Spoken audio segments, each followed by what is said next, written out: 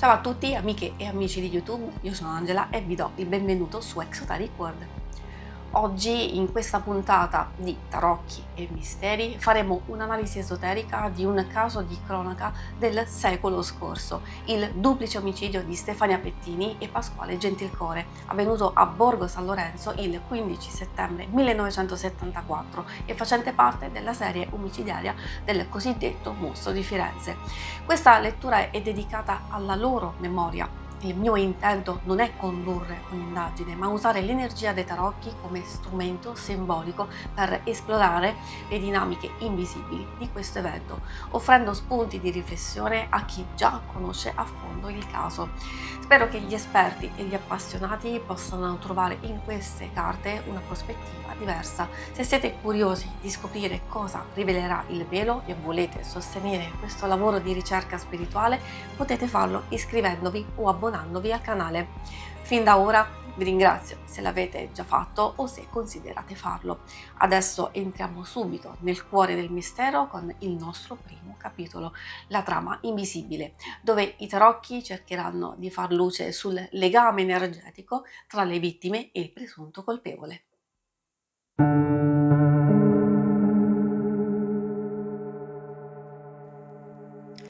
Ogni crimine nasce da un filo invisibile che unisce vittima e colpevole. Non sempre è amore, non sempre è odio. A volte è un patto silenzioso, un eco di ferite antiche o un gioco di specchi dove nessuno è davvero innocente. In questa lettura i tarocchi ci guideranno nel cuore della relazione nascosta, là dove tutto è cominciato.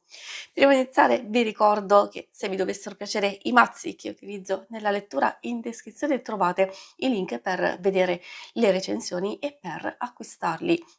Adesso in questo primo capitolo andremo a capire qualcosa che può riguardare una possibile relazione, una connessione, un qualcosa che proprio lega le vittime, in questo caso quindi Stefania Pettini e Pasquale Gentilcore, al presunto colpevole o anche ai presunti. Ovviamente partiamo proprio da questo metodo, appunto, la trama invisibile con il passato condiviso, poi vedremo il legame energetico, poi vedremo la lezione ignorata, la visione da parte delle vittime e poi vedremo la visione del colpevole. Allora possiamo procedere proprio con la prima carta, il passato condiviso con l'asso di coppe. L'asso di coppe è molto interessante come primo indizio, perché in pratica ci può parlare della presenza di una specie di "relazione", tra virgolette, come se ci potesse essere in qualche modo un legame, un coinvolgimento affettivo o amoroso e che poi può essere degenerata in ossessione, in una gelosia eccessiva. E quindi possiamo proprio dire, visto che l'asso di coppe riguarda tendenzialmente la nascita di un sentimento e quindi di un forte desiderio, di solito positivo, ma infatti ci va ad inquadrare quel passato prima ovviamente di quello che è successo, che in qualche modo c'era un desiderio, un anche forse un amore, un coinvolgimento non corrisposto, una specie di illusione affettiva.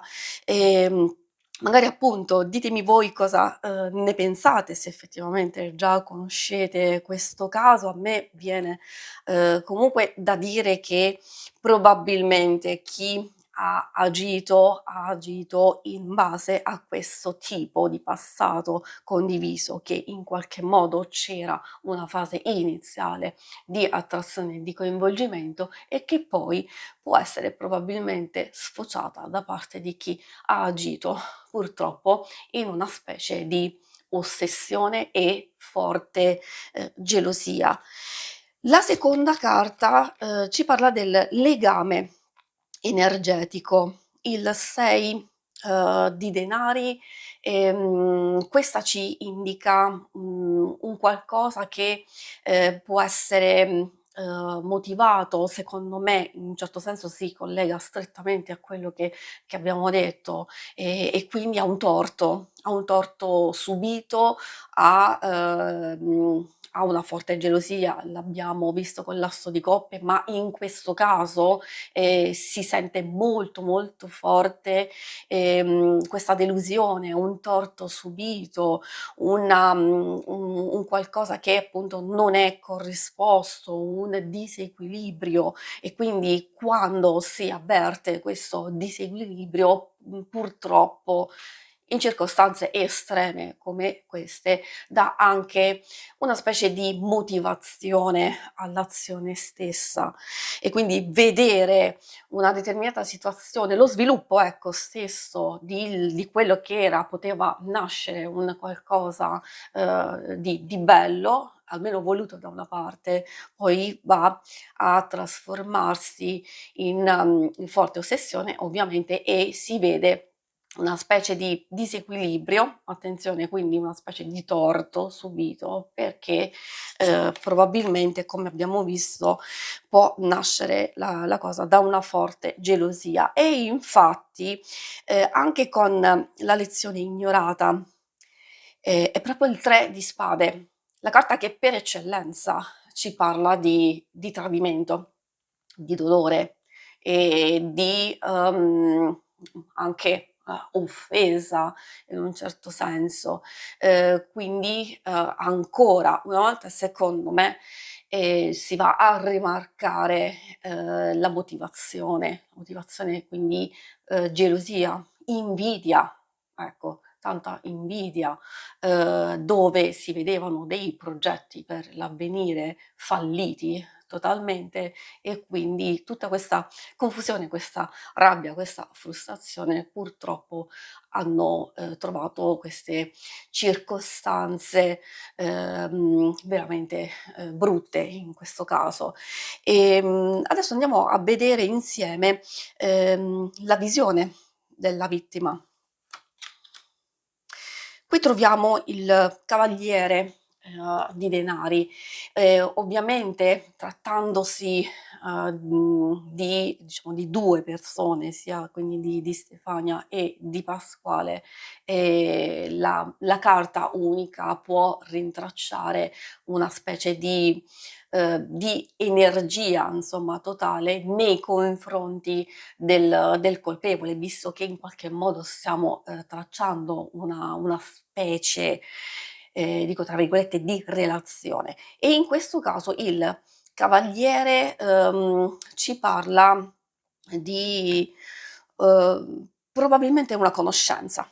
Effettivamente sì, però un qualcosa che forse procedeva così già da un po' di tempo, e che quindi la cosa era a lungo tempo stagnante, oppure alcune cose comunque potevano essere sottovalutate, c'era un qualcosa che in qualche modo, diciamo, da un lato voleva prendere una via diversa, ma infatti l'abbiamo già capito dalle carte precedenti, e che quindi la cosa secondo me importante riguardo proprio a questa specifica lettura è proprio capire che effettivamente c'era una specie di legame, c'era una conoscenza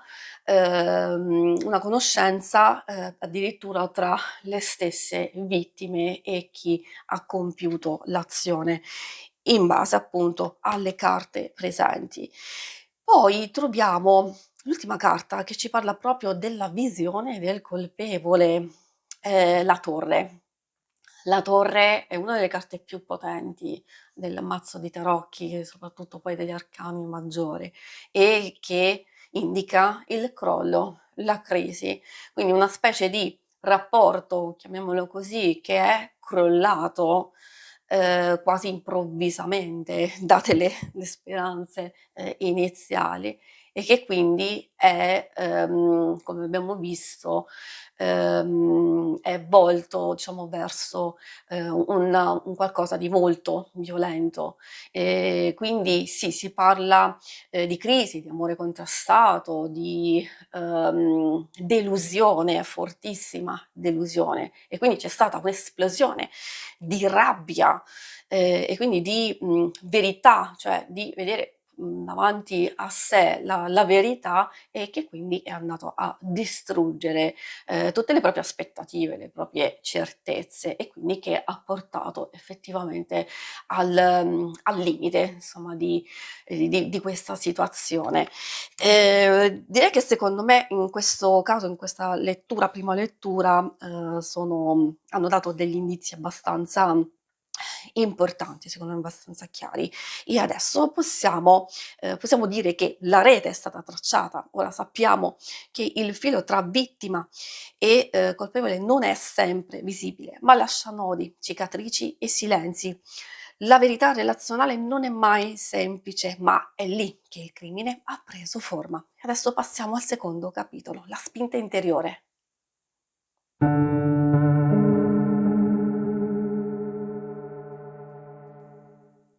Dietro ogni gesto estremo si cela una spinta interiore, un desiderio, una paura, una ferita che brucia troppo per restare in silenzio. Il movente non è solo un fatto, è un'emozione che ha superato il limite. In questa stesa interroghiamo l'anima del colpevole, cercando la scintilla che ha acceso l'incendio.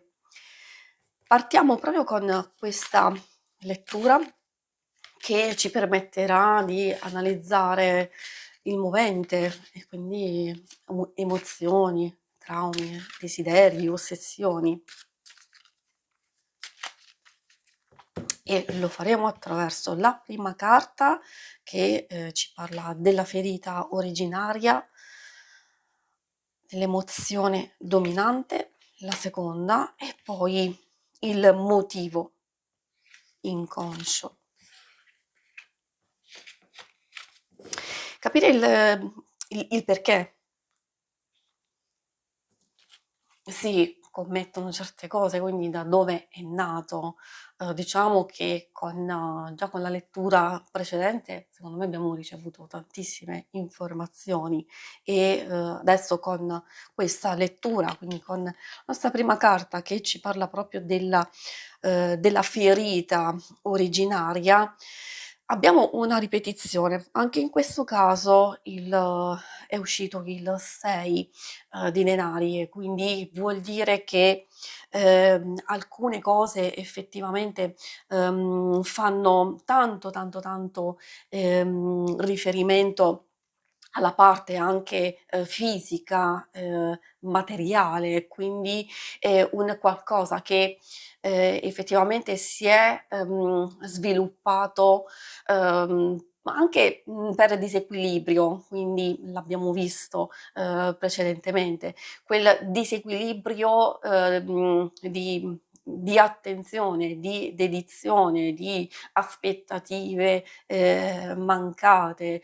Effettivamente questo ha anche un significato molto, molto particolare, perché se negli aspetti positivi può incarnare la generosità, la cura, l'attenzione e il riguardo, ovviamente in una stesa del genere prende il significato totalmente diverso. Quindi è come se diciamo, la persona stessa si fosse sentita derubata di un qualcosa che aveva molto valore per sé. E allora quindi cosa si fa in questi casi talmente estremi?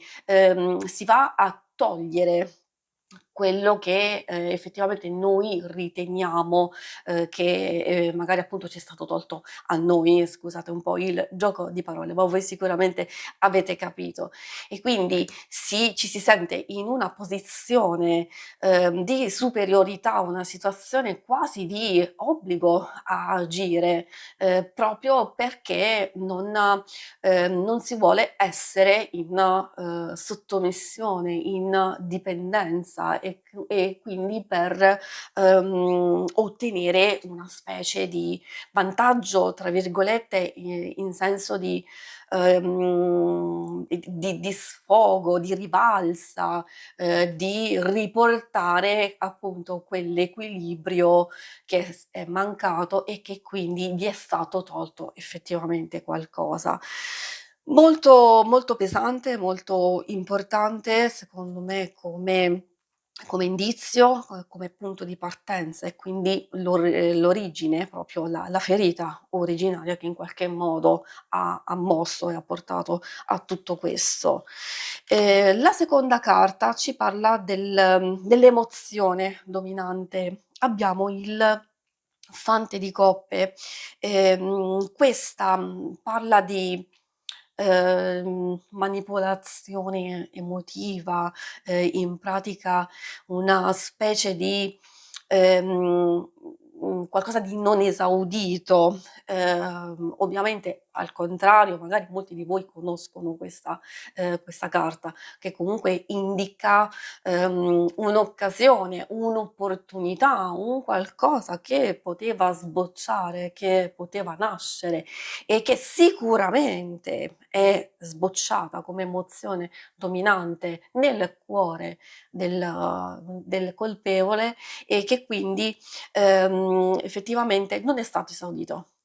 Infatti abbiamo visto è mancato qualcosa e non solo, ci porta anche impulsività, e cioè quindi agire senza pensare alle conseguenze, perché si è talmente accecati dal dolore, dalla gelosia, da appunto tutte le cose che abbiamo già visto fino a questo punto e che quindi si è totalmente disancorati dalla realtà. Quindi diciamo che è un'azione dettata da una visione totalmente distorta, da una persona, direi con il Fante di coppe, una persona comunque giovane o almeno emotivamente e anche dal punto di vista relazionale giovane, ai primi approcci, diciamo così, vedendo la carta poi consiglio sempre a voi di dirmi cosa ne pensate nei commenti, magari lavoriamo proprio di squadra per,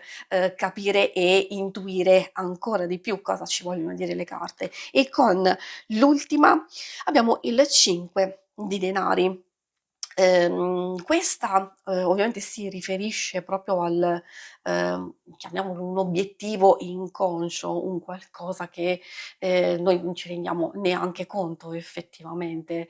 E siccome è legata alla disperazione, a un atto, compiuto, per "sopravvivenza" tra virgolette, è vero che di solito è legato principalmente alle questioni fisiche, materiale, di denaro, assolutamente sì, però, in queste circostanze il denaro, tra virgolette, il pentacolo, quindi come carta 5 di denari, ha a che fare, come abbiamo visto, proprio con la possessività, con la gelosia, con l'attaccamento morboso, anche fisico.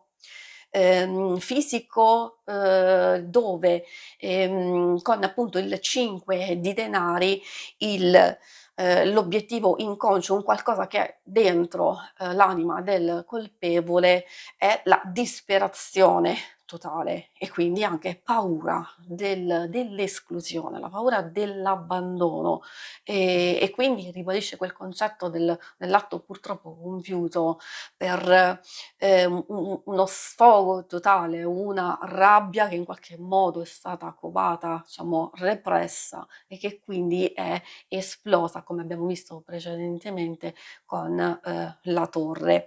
E quando viene a mancare quella voglia, quel desiderio comunque di, far evolvere la cosa, in un certo modo, come abbiamo visto precedentemente nel sentimento, in qualcosa di più, allora ci si è sentiti, in questo caso, defraudati, derubati, tolti totalmente, persi, quel futuro che si desiderava. In chiusura di questo capitolo posso dire che il movente non è solo un fatto, è una ferita che ha portato, a troppo a lungo nel silenzio. Ora che abbiamo ascoltato la voce dell'ombra possiamo comprendere il gesto, non giustificarlo, ma decifrarlo. Passiamo al terzo capitolo, la chiave mancante.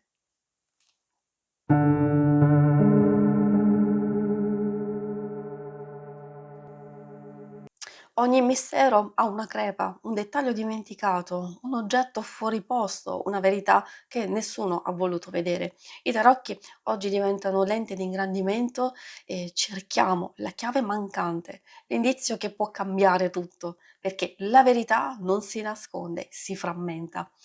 Passiamo proprio a questo capitolo che ci permetterà di cogliere degli indizi, degli elementi nascosti, ciò che potrebbe portare alla possibile, soluzione o ulteriore comprensione. Quindi una specie di, puzzle silenzioso. Troviamo nella prima carta un indizio di cosa manca. Nella seconda andremo a trovare chi lo nasconde. Poi vedremo dove cercare. E infine cosa può rivelarlo.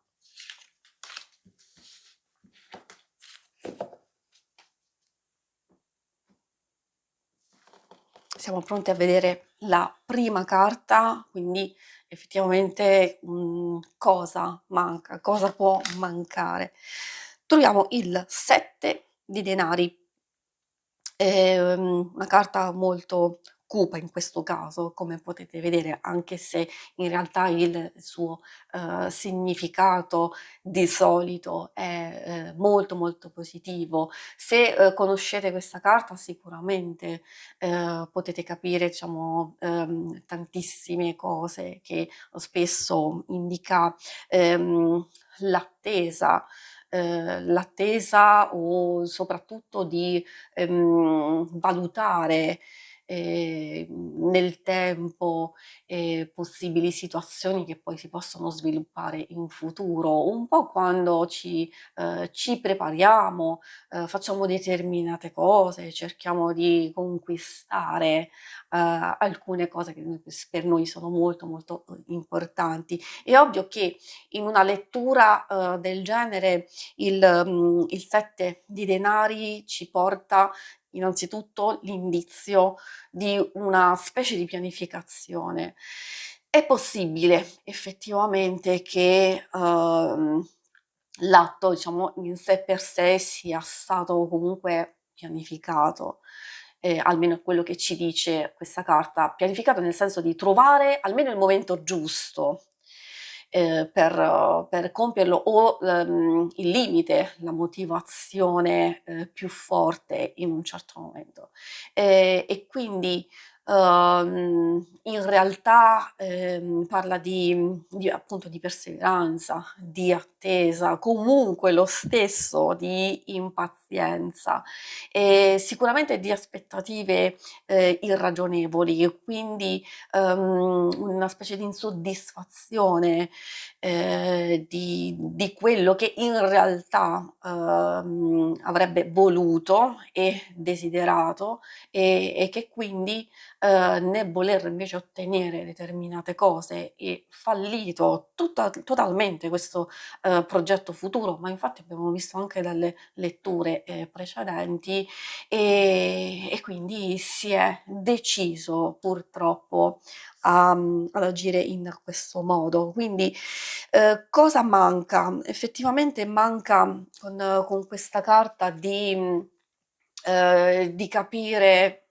secondo me con il 7 di denari che, in base a tutto quello che abbiamo visto che in realtà c'era una specie di legame, che forse proprio l'indizio è nella pianificazione, nell'andare a vedere la vita, delle anche delle vittime stesse, chi si muoveva intorno a loro e che quindi già lì probabilmente c'era un qualcosa, un indizio di una persona che probabilmente aveva delle mire, delle idee e comunque intenzioni, secondo me, soprattutto ovviamente verso Stefania.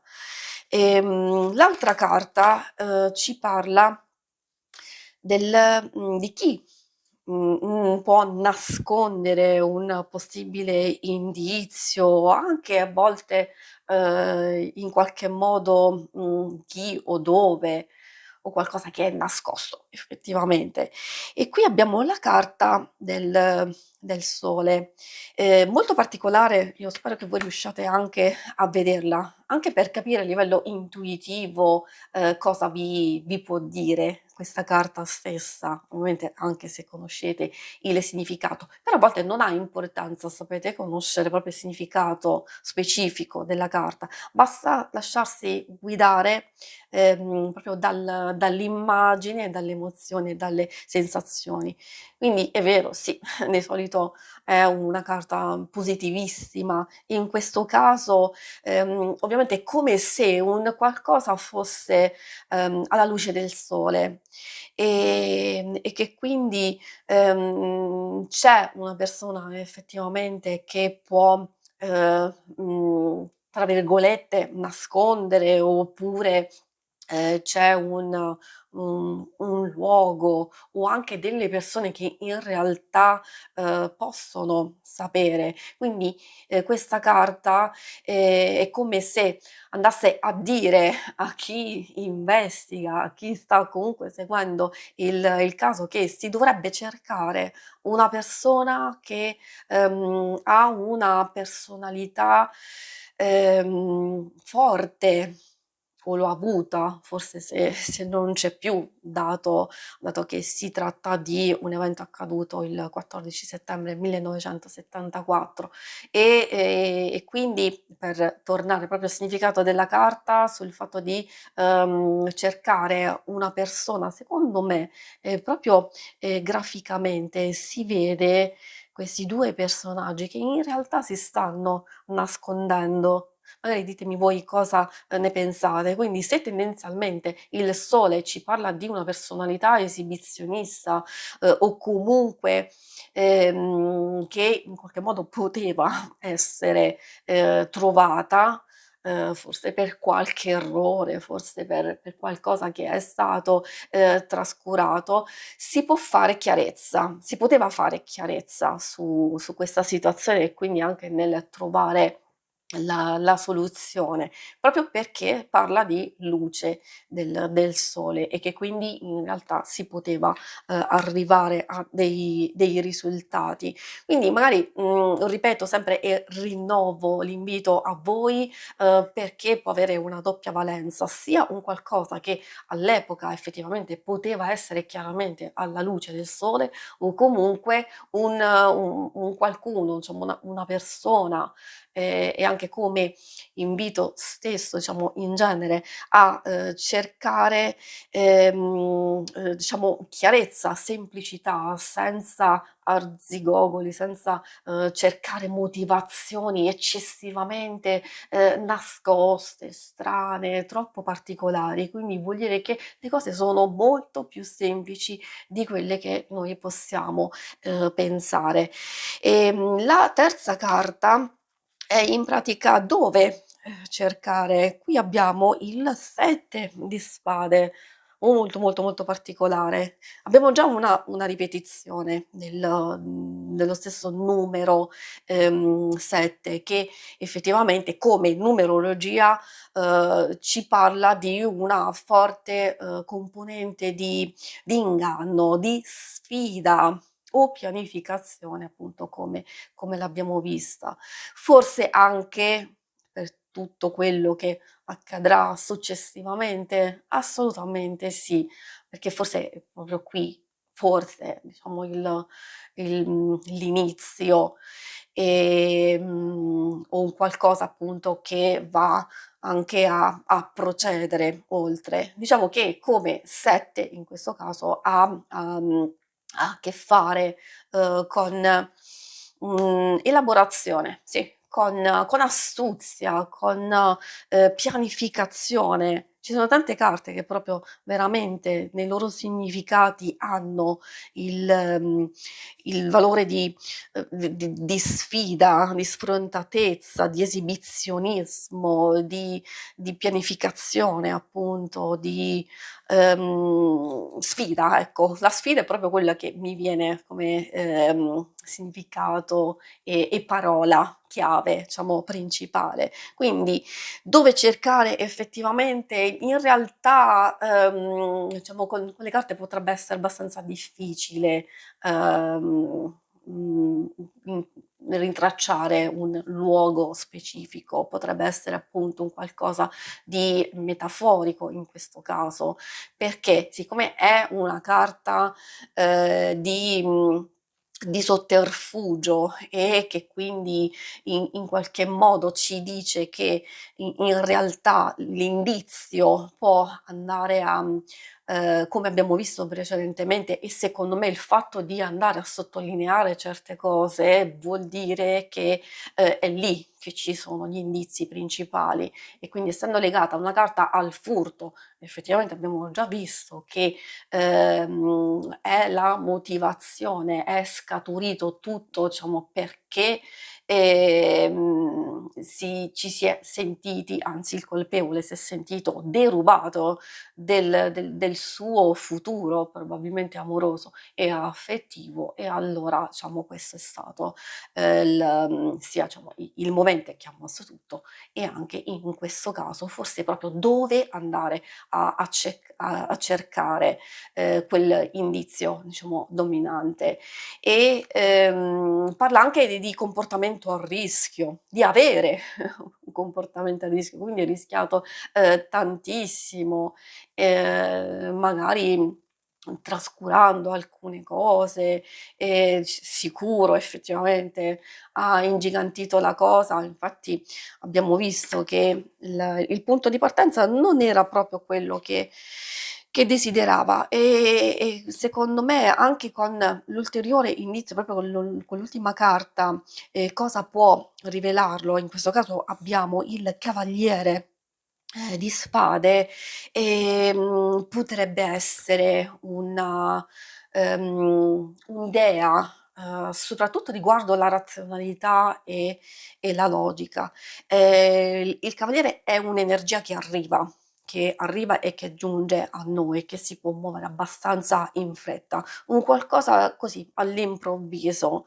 Riguardo proprio nello specifico, siccome è quella carta che io chiamo, molto forte, molto, aggressiva, ovviamente si vede anche dalla carta stessa, perché questo cavaliere è pronto all'attacco, e quindi, sì, è vero, può essere proprio l'indizio di aggressività, di, impetuosità, rabbia, sfrenata proprio in quello che è successo, ma io direi proprio perché l'azione è stata molto, i impulsiva diciamo in quel momento e quindi, decisa proprio per far valere se stessi, forse anche il proprio ego, il proprio, potere insomma, perché no, di decidere, arrivare a decidere una cosa del genere e quindi di,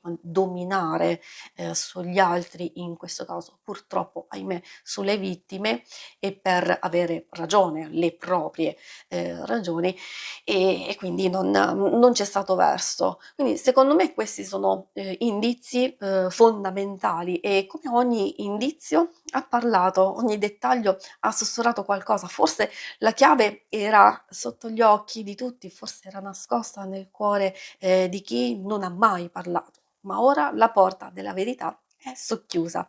Passiamo adesso al quarto e ultimo capitolo, la figura celata.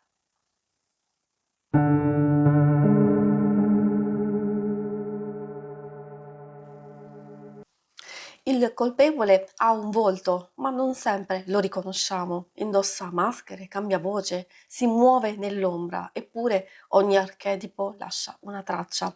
In questa lettura i tarocchi ci aiutano a comporre l'identikit simbolico della figura celata. Chi è? Come agisce? Cosa teme? Perché anche l'ombra ha un profilo. Andiamo adesso a estrarre le nostre 5 carte. Ovviamente andremo a più o meno a tracciare l'identikit, e può saltar fuori qualcosa della personalità, alcuni archetipi, modalità operative. Vediamo un po'. Allora, troviamo come prima carta il controllo, la seconda la manipolazione, poi la rete sociale, la copertura e infine il segnale rivelatore.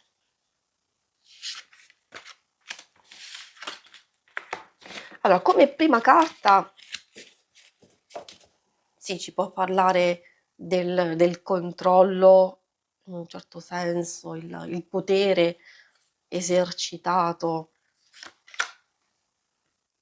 o con effettivamente il 9 di spade ci parla di una persona che può vivere, che ha vissuto nel rimorso e nel senso di colpa, che avendo compiuto un atto per disperazione, comunque è una persona ansiosa, interiormente tormentata, comunque una persona insicura e sensibile. Almeno questo è il significato della carta. Osservatela, perché ovviamente chiedo sempre anche di andare al di là del significato stesso, come è rappresentata. Effettivamente qui si vede un uomo che si guarda allo specchio e che effettivamente si vede un mostro. È molto forte in realtà. Quindi sì, parla di è vero, una forte, diciamo, sensibilità, però comunque un'interiorità molto, molto tormentata e insicura. E direi che pur vivendo nel rimorso e nel senso di colpa, ovviamente è un qualcosa che risuona dentro e poi risuonerà sempre dentro. Poi troviamo con la seconda carta, che in pratica parla in senso lato di manipolazione, di uso, di inganni. Troviamo il 5 di spade.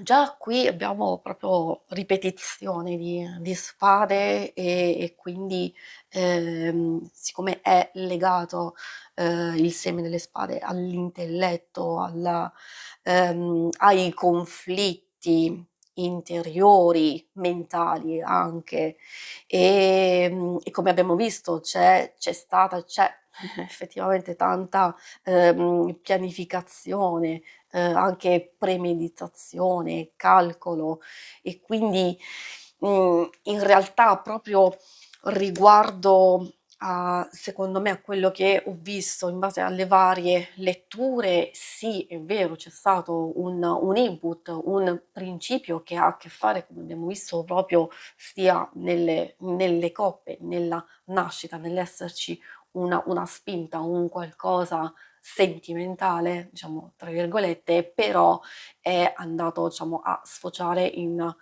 qualcosa di deviato, di eccessivo, di ossessivo, possessivo, un qualcosa che si è sentito come derubato, e anche questo l'abbiamo visto. Quindi secondo me questo 5 di spade, che tendenzialmente va a incarnare l'aspetto della perdita, della sconfitta, e che quindi in qualche modo è una persona che in tutte le sue fragilità, nel suo tormento, è una persona che vuole vincere a tutti i costi, a ogni costo, a costo di perdere tutto anche.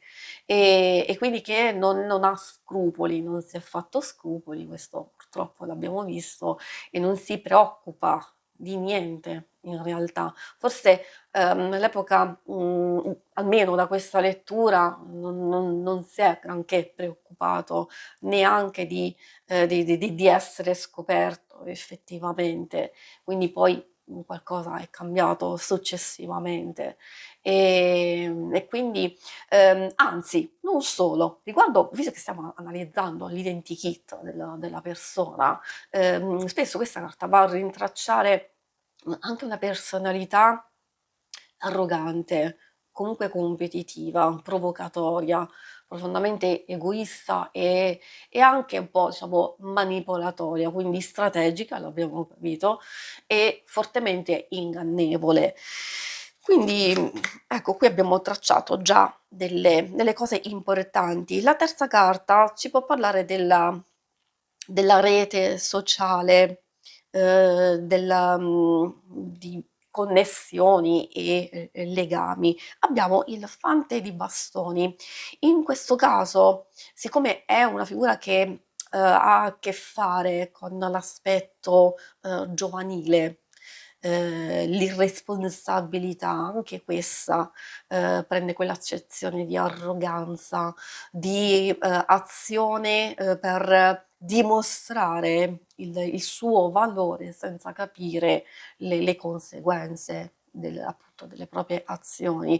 Quindi, cioè, come vedete, c'è una componente, diciamo delle componenti molto conflittuali tra di loro, una parte molto molto impulsiva, come vi ho detto prima, proprio secondo me, scusate, con l'azione, diciamo, in sé per sé come punto di partenza, quindi come atto iniziale, diciamo così, e anche riguardo, secondo me, questa, diciamo, quello che è successo purtroppo a Stefania Pettini e a Pasquale Gentilcore, quindi abbiamo questa forte componente e anche di incostanza.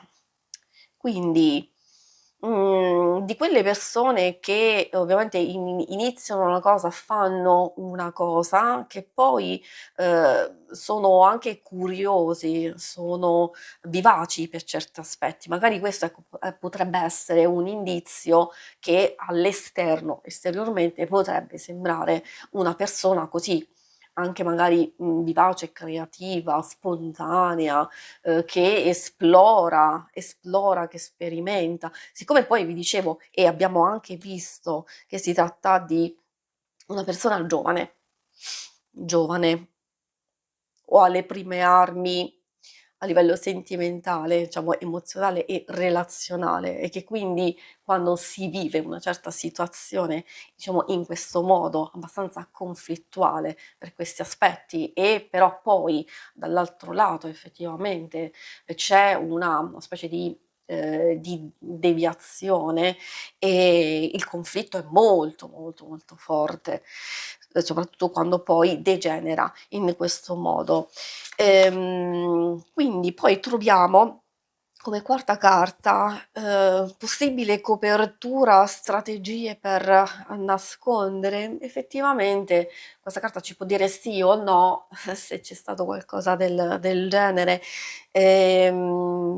Abbiamo il mondo effettivamente è molto particolare come carta perché, parla di soddisfazione, per quello che uno ha fatto. Lo so, detto così può essere, molto brutto, però comunque duro, ma, vero effettivamente e che quindi magari dopo aver compiuto, visto che si parla di una carta di completezza, il mondo va a compiere, a concludere un qualcosa, può anche dirci che purtroppo alla fine, ci potrebbe essere stata anche soddisfazione per quello che è stato compiuto, per quello che è stato fatto.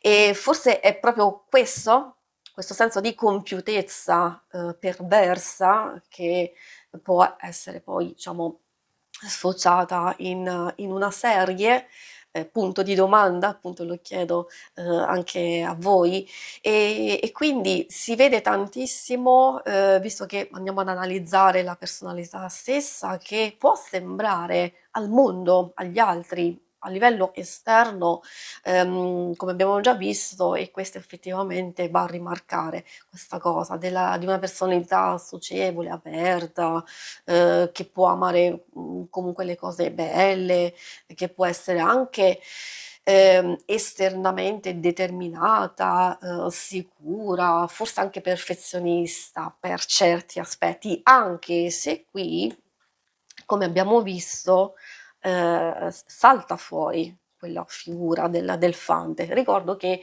il fante può essere anagraficamente una persona molto giovane, oppure, come diciamo dico spesso, anche una persona che si approccia a determinate cose con inesperienza, inadeguatezza, inesperienza, quindi un po' alle prime armi. Esserci copertura e strategie per nascondere in realtà secondo me, almeno per quanto riguarda le mie conoscenze, non parla in realtà di copertura. Forse anche, essendo la carta del mondo, è come se in qualche modo tutto l'esterno, si fosse mosso in un certo modo, e che quindi ha favorito l'ego, ha favorito, sicurezza, ecco, maggior sicurezza nella persona di poter procedere purtroppo in un certo modo. E procediamo adesso con l'ultima carta. Abbiamo il segnale, quello che potrebbe essere effettivamente rivelatore, una specie di, indizio che può tradire e farci capire qualcosa. Abbiamo il 10 di bastoni. Anche qui abbiamo la ripetizione, del seme di bastoni, spesso, legato al potere, all'ambizione, tra virgolette, comunque alla violenza proprio, fisica. C'è una grande energia, in gioco, una forte volontà di agire, proprio volontà di agire, e quindi magari ci si dovrebbe proprio concentrare, uhm, su questioni appunto di, persone che in qualche modo hanno questo tipo di personalità, di prevaricazione, di potere, e quindi vado a sottolineare, secondo me, questi indizi sono molto interessanti. In questo caso, ovviamente lo dico per chi non dovesse conoscere il significato della carta stessa, e poi consiglio sempre di osservarla, è proprio lì che a livello intuitivo possono arrivare certe indicazioni. Cosa ci dice questo 10 di bastoni? Che tendenzialmente si può, trattare di una persona comunque schiacciata dalle proprie responsabilità, e quindi che in qualche modo, quello che è stato compiuto, il perché e il per come, e come abbiamo visto anche un qualcosa che poi potrebbe essere continuato, è stato compiuto per liberarsi di un qualcosa di insopportabile e che quindi reagisce in questo modo, ha reagito in questo modo per una specie di cortocircuito mentale, proprio a causa di questo sovraccarico, di questo conflitto molto pesante, molto forte su se stesso. Poi, siccome abbiamo visto questa fase iniziale che può trattarsi effettivamente di una persona abbastanza giovane o inesperta o come vi dicevo proprio ripeto alle prime armi e con il mondo e abbiamo visto precedentemente che le cose potrebbero essere molto, molto più semplici di quelle che pensiamo e che quindi è stato un po' il mondo intorno alla persona stessa a non vederlo e in tutto questo a portare maggior sicurezza, e certezza, come dicevo probabilmente per la continuazione purtroppo di queste azioni. E quindi questa ultima carta effettivamente ci sta, dicendo forse di, trovare cercare diciamo una persona che sente molto forte il peso, che si sente comunque, schiacciato o, quando accumula un po' troppa tensione, degli avvenimenti che possono essere, fortemente impattanti e stressanti, diciamo, per la sua anima e la sua interiorità, allora può aver, agito come sfogo in questo caso e quindi poi probabilmente anche in altre situazioni. Questa è la nostra ultima carta. Ovviamente il volto è ancora nell'ombra, ma l'archetipo ha parlato. Il colpevole non è solo chi ha agito, ma chi ha incarnato un ruolo, una ferita, una maschera e in questa stesa la maschera ha cominciato a cadere. Se volete vedere le altre puntate che compongono questa playlist, cliccate su questa schermata. Abbiamo esplorato una storia frammentata, ascoltando il silenzio delle vittime e interpretando ogni segno nascosto. L'indagine è diventata un atto di ascolto profondo, dove ogni crimine rivela simboli e messaggi da decifrare. I tarocchi non giudicano, aprono visioni che illuminano ciò che prima sfuggiva. Il mistero non è risolto, ma è stato onorato.